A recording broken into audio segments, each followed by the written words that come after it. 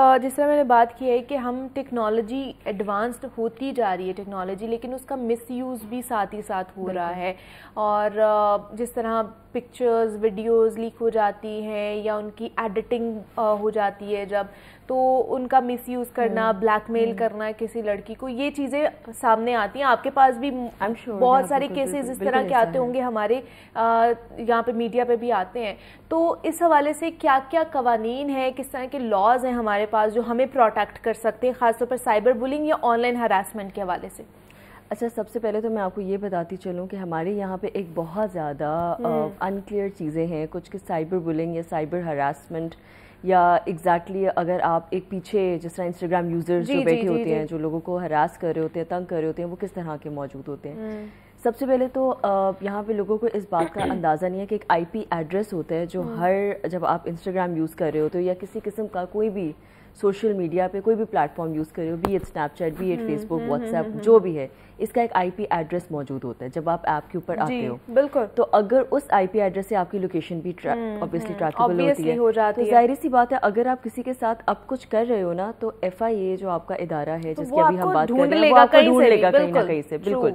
तो सबसे पहली बात ये एक बहुत अच्छी चीज़ है जो हमारे पास मौजूद है। हाँ जी। प्रॉब्लम यहाँ पे ये आती है मुनीबा कि लोग इस चीज़ को सीरियसली लेके फोर फ्रंट पे नहीं आ रहे हैं। मतलब कंप्लेन नहीं करते हैं, इसको हाईलाइट नहीं करते हैं, सपोर्ट नहीं करती हैं, घर वाले इस बात को सपोर्ट नहीं करते हैं। हालांकि ये चीज़ इतनी ज़्यादा इतनी आम हो चुकी है, पहले भी थी, ऐसा नहीं था, लेकिन पहले ये होता था कि लोगों को डर होता था कि अब हमने जाना किधर है, किस अदारे पे जाना है, पुलिस वाले इतना हाथ पल्ला नहीं पकड़ाते थे। बट दिस इज अब ये एग्जैक्टली FIA के एम्बिट में आ चुकी हुई है। अब आपके पास एक इदारा है जो सिर्फ मुंसलिक है इस काम के लिए, इसकी प्रोटेक्शन के लिए।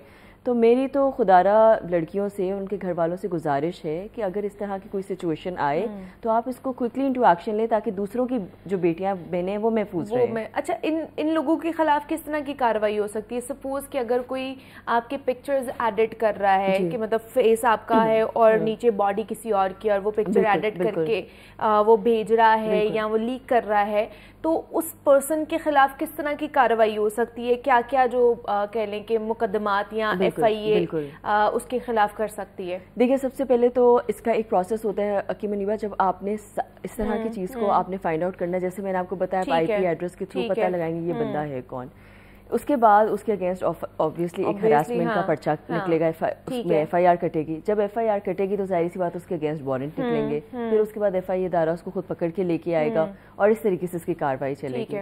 प्रॉब्लम यहाँ पे ये हो रही है बिकॉज ऑफ AI, ऑल्दो इसके बहुत ज़्यादा पर्क्स हैं, लेकिन साथ ही साथ ये बहुत बड़ा डिसएडवांटेज भी आ गया। अब आपने ये देखा होगा काफ़ी फ़नी किस्म की वीडियो क्लिप्स भी लोगों की बन जाती हैं जो कि इंसान उम्मीद भी नहीं कर रहा होता ये कैसे इन्होंने ये चीज़ कर दी हुई है। अब इसको there has to be a stoppage on this thing obviously. अब हम लोगों के पास साइबर बुलिंग या साइबर क्राइम के तो रिलेटेड लॉज मौजूद हैं, FIA के अंदर उनके पर्सनल रिक्विजिट्स में भी हैं। AI ऐसी चीज़ है जो कि अभी रिसेंटली डेवलप हुई है। AI और साइबर में फ़र्क आ जाता है। AI में ये आ जाता है कि आप बेसिकली इस तरीके की ऐप्स यूज़ कर रहे हैं जिसकी बेसिस के ऊपर आप कम्प्लीटली निगेट कर रहे हैं सारा कुछ। जब आप साइबर बुलिंग की बात कर रहे हैं वो तो प्रॉपर हरासमेंट के अंदर आ जाती है। तो AI के जो लॉज हैं वो अभी हम लोग डेवलप कर रहे हैं, पाकिस्तान में भी उस चीज़ के ऊपर बहुत ज़्यादा काम हो रहे हैं, और जैसे जैसे जितना काम होगा ऑब्वियसली मुझे उम्मीद है कि सरकार इसके लिए भी एक डिफरेंट इदारा बनाएगी। यहाँ पर FIA के अंदर ही कुछ ऐसी चेंजिंग्स आ जाएंगी कि वो इसको भी इनकॉर्पोरेट कर लेगा। बिल्कुल ठीक है। अच्छा, मुझे बताइए कि पिक्चर्स वगैरह ये तो होता ही होता है, आपको सोशल मीडिया पे बहुत सारे लोग मैसेजेस भी, DM वगैरह भी करते हैं, इवन दो कि आपके नंबर्स पे कॉल्स भी आ रही होती हैं या व्हाट्सएप भी कर रहे होते हैं, हाय हेलो कर लेते हैं, वो दोनों जेंडर की तरफ से होता है, मर्द और औरतें दोनों की तरफ से हो रहा होता है। सिर्फ ये नहीं हम कह सकते कि सिर्फ लड़कियों के साथ हो रहा होता है, लड़कों के साथ भी ये चीजें हो रही होती हैं। तो मुझे बताएं कि ये भी हरासमेंट के उसमें जुमरे में आ जाती हैं या नहीं आते? अच्छा मुनीबा, इसमें ना दो बातें हैं जिनको ना हम डिस्टिंग्विश करना जरूरी है। एक होता है कंसेंट और एक होता है विदाउट कंसेंट।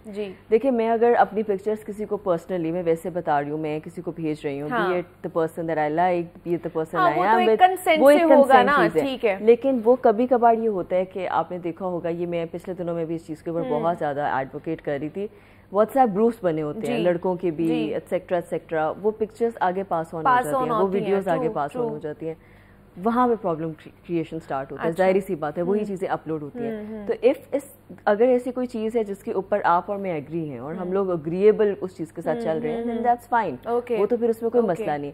लेकिन अगर मैंने कंसेंट ही नहीं एक चीज़ के ऊपर दिया हुआ, तो आप किस तरह पब्लिकली जाके उसको एक पब्लिक डोमेन का हिस्सा बना सकते हैं? That's not justifiable at all. तो ऑब्वियसली उसके